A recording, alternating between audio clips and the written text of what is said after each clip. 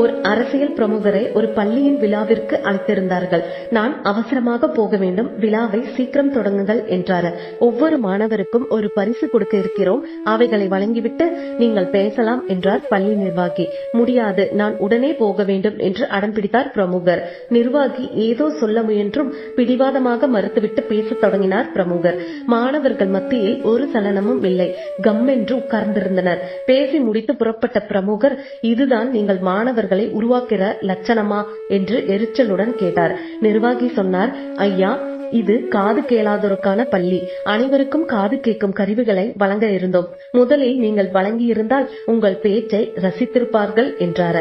ஆம் நண்பர்களே, இப்படித்தான் நாமும் ஒரு சில சமயங்களில் எதற்காக செய்கிறோம் என்று யோசிக்காமல் விரைவில் முடிக்க வேண்டும் என்று தவறான முடிவை எடுக்கின்றோம். பதறிய காரியம் சிதறி போகும் என்பதை மனதில் கொண்டு எப்போதும் நிதானமாக முடிவெடுக்க வேண்டும்.